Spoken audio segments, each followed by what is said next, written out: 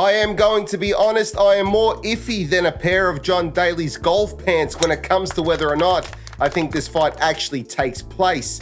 But provided we can avoid cancellation and/or any deviations along the way, then, as the crow flies, the bout between WBC Super Lightweight and former lightweight undisputed champion Devin Haney and opponent Ryan Garcia is on course to take place Saturday the 20th of April at the Barclays Centre, Brooklyn, New York. Most astute boxing fans will see this matchup as a foregone conclusion, and I did consider skipping on doing a breakdown and prediction of the fight. But as we know, boxing often throws up surprises, so let's have a look at how this bout could unfold. By the way, I think John Daly is a madman and full respect to him for being out there and carefree, but you do know what they say about golf. Golf requires goofy pants and a fat ass. Devin the Dream Haney has only recently publicly warmed to the idea of making another run for the undisputed mantle, this time at super lightweight. After achieving this status at 135 pounds and capping off his long-time stint as a lightweight with a successful undisputed title defense against former pound-for-pound king and three-division champion Vasily Lomachenko in front of a sellout crowd at Las Vegas's MGM Grand, many argue by the skin of his very shiny pearly whites, Haney then moved upstairs to 140 pounds, where his first order of business was against arguably the hardest hitter Haney had faced in his career. Going up in weight and facing someone like Regis Prograis was ballsy, and many felt that he wouldn't be able to pull it off. I thought Devin the Dream Haney was dreaming if he thought he could beat Uruguru, or at least he would be waking up from a very long sleep in a hospital bed after the bout. But then I thought about the style matchup, Haney's talent, mastery at sticking and moving, and distance control. And I realized actually I think he wins, and so that was my official prediction. This is why I think he beats the other three champions in this division, or I should say he stands a very good chance of beating the likes of, at the time of uploading this, WBA's Rolly Romero, WBO's Teofimo Lopez, and even IBF's Subriel Matias. Of the three other champs, I understand that Subriel Matias possesses the biggest risk and is likely the most dangerous of the lot. The guy is a killer, literally. However, time and again, Haney has proved that he and his team find a way to win. My confidence and belief in Haney's ability has been increasing over the years, and I think he can become undisputed in a second division. Outside of Ryan Garcia's speed, some power, and link up with former trainer of the year Derek James, which has already produced a win, I think Haney has all the skills to deal with whatever Ryan Garcia throws at him, which, going by Garcia's recent and concerning behaviour, could include such items as the corner stool, spit bucket, or maybe even a shoe.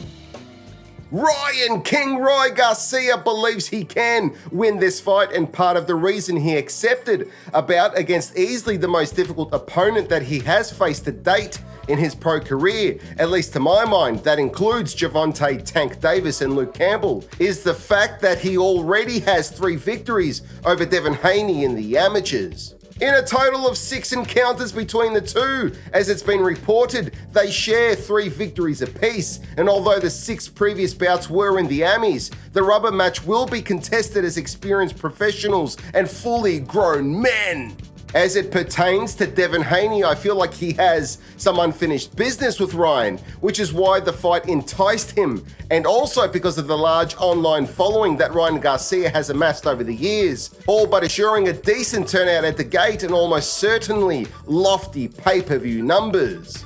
Garcia's last bout against former rival and fellow social media big name Tank Davis reportedly generated over 1.2 million pay-per-view buys and almost 23 million in ticket revenue. So both Haney and Garcia can expect an astronomical payday when you also consider their guaranteed purses. But can Ryan Garcia actually upset the odds makers and beat Devin Haney, which according to Oscar De La Hoya would double Garcia's pay if he did? If Garcia is suffering some kind of psychological issue which has already threatened to derail the event, then I feel for the kid.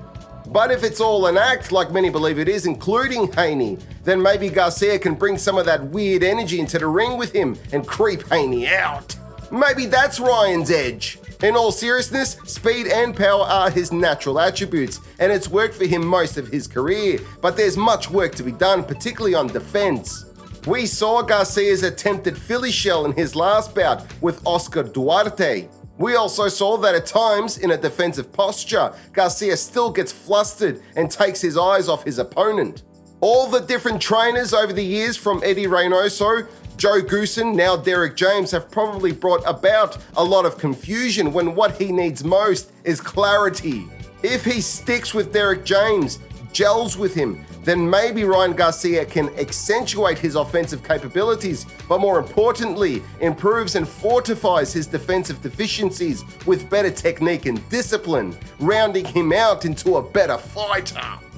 If I'm wrong, I'm happy to start an OnlyFans page for all the chicks out there that love bald, middle-aged, hairy, fat guys. But where Ryan Garcia is still formulating and working on things, Devin Haney is further along with a defined style that he has almost perfected. His inside game is still coming along, but even without that, Devin can, through patience, discipline, and technical ability, unravel Ryan Garcia from mid-range if he so chooses. By setting traps, forcing Ryan to bite on feints and commit offensively, and leaving himself open and susceptible, I think Haney picks him off from there whilst remaining defensively responsible. Then, when he's comfortable and he can see that Garcia has strayed from not just discipline, but also his game plan, Haney will do some work on the inside too.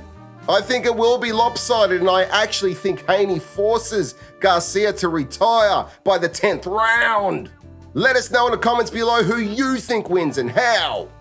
Thank you for watching Pound for Pound TV. Please remember to subscribe and hit that notification bell for future updates. See you in the next one. Check out our Patreon page to become a Patreon family member, where you will receive some cool perks. If you're looking for some new threads, we've got t-shirts, hoodies, and much, much more. So head on over to our Michael Akobi Pound for Pound TV stores. They can be found on Redbubble and Spreadshirt. Join me on my travels and head on over to my other YouTube channel titled Barefoot and Free. There you can follow me as I traverse the many parts of our planet and occasionally get into a spot of bother. Nonetheless, it's always fun and entertaining. If you're struggling with some of life's obstacles and challenges, my book How to Get Out of Life Traps might just be the answer that you're looking for to help guide you through the difficult times. It's helped many get past some of their darkest moments, and it might do the same to you.